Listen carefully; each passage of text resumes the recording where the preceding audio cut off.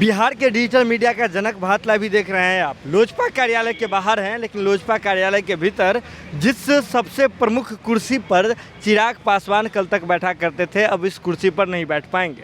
दरअसल लोजपा में जो उथल पुथल हुई है आपको बिल्कुल पता है। चलिए आपको बताते हैं लोजपा में क्या हुआ है।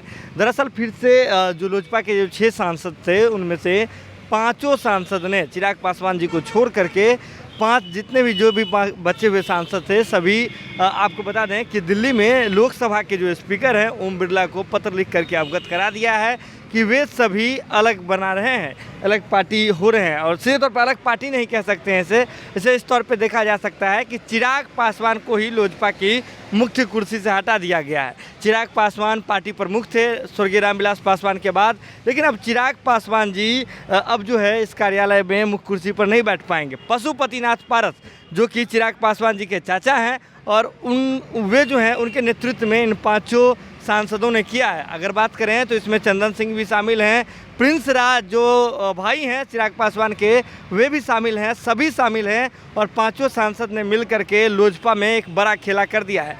बिहार की राजनीति में पहले से ही एनडीए में बहुत सारी करवाहट चल रही थी, उथल पुथल चल रही थी, लेकिन लोजपा ने जो किया है, लोजपा में जो बात हुई है, इसके बाद से बिहार की राजनीति एक अलग करवट ले ली है। चिराग पासवान जी इसको आपको बता दें कि उनके नेतृत्व में इस बार बिहार विधानसभा 2020 का चुनाव लोजपा लड़ी थी, लेकिन उसमें लड़ने को लेकर के भी अलग अलग मत थे। आपको बता दें कि लोजपा में बहुत सारे ऐसे नेता थे जिनका मत था कि वे एनडीए में रहे, नीतीश कुमार के खिलाफ जाकर के चुनाव नहीं लड़े, लेकिन चिराग पासवान अपने जिद की वजह से और कहीं ना कहीं और अलग मसलों को लेकर के खबर ये भी आ रही है कि बीजेपी के कहने पर आकर के वे नीतीश कुमार के खिलाफ अपने कैंडिडेट उतारे। जहाँ जहाँ नीतीश कुमार के कैंडिडेट थे वहाँ वहाँ लोक जनशक्ति पार्टी के कैंडिडेट उतारे गए। भारत लाइव की टीम ने आपको दिखाया था कि किस प्रकार से सासाराम में क्या खेला हो रहा है।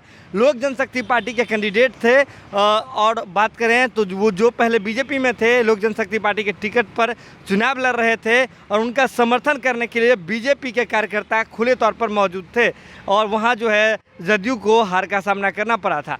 आपको बता दें कि जदयू बीजेपी भले ही गठबंधन में ला करके चुनाव लड़ रही थी, लेकिन इसके बाद जो नतीजे आए हतप्रभ करने वाले थे। नीतीश कुमार को अच्छी खासी सीटों की कमी नज़र आई, अच्छी खासी सीटों जो है नीतीश कुमार की घट गई, जिसके बाद नीतीश कुमार के नज़रों पर हमेशा चिराग पासवान और उनकी पार्टी लोजपा रही।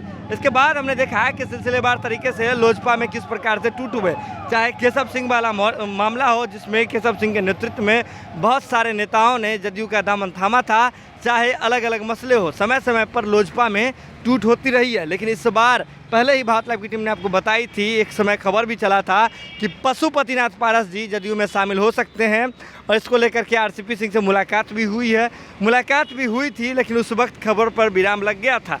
विराम नहीं लगा था बल्कि अंदर करंट सारी बातें चल रही थी और अंदर करंट सारी बातें चल करके उसे एक फाइनल रूप दिया जाना था और आपको बता दें कि अब वो फाइनल रूप दे दिया गया है। पशुपतिनाथ पारस जी के नेतृत्व में अगर बात करें तो 5 सांसदों ने जाकर के ओम बिरला जी जो कि लोकसभा के स्पीकर हैं उनसे जाकर के आज मिल रहे हैं, दिल्ली में सभी मौजूद हैं और चिराग पासवान को ही पार्टी से बेदखल कर दिया गया है। अलग अलग मत थे और इसको लेकर के अब जो है लोक जनशक्ति पार्टी के ठीक बाहर, कार्यालय के ठीक बाहर में मौजूद हैं। अब लोक जनशक्ति पार्टी के जो प्रमुख रहते थे चिराग पासवान जी जो मुख्य कुर्सी पर बैठा करते थे, अब लोक जनशक्ति पार्टी कार्यालय के इसी मुख्य कुर्सी पर अब चिराग पासवान जी तो नहीं बैठ पाएंगे, शायद पशुपतिनाथ पारस जी बैठ जाए। जुड़े रहें भारत लाइव के साथ, जो भी अपडेट होगा भारत लाइव की टीम सबसे पहले आप तक पहुंचाएगी। इसके लिए ज़रूरत है भारत लाइव की खबरों को यूं ही देखते रहें, शेयर करते रहें और हमारा मनोबल बढ़ाते रहें। बहुत बहुत धन्यवाद। अगर ये वीडियो पसंद आई और वह बिहार के राजनीति और बिहारियत से सरोकार रखेनी तो सब्सक्राइब बटन दबा के चैनल के सब्सक्राइब कर ली। ओजे एगो घंटी बा, ओकरा बटन दबा देला से कुल सटीक और मारक खबर रुआ मुफ्त में मिल जाई। अगर रुआ पत्रकारिता के हमनी के नया प्रयोग में सहयोग कर चाहतानी तो ज्वाइन बटन दबा दी।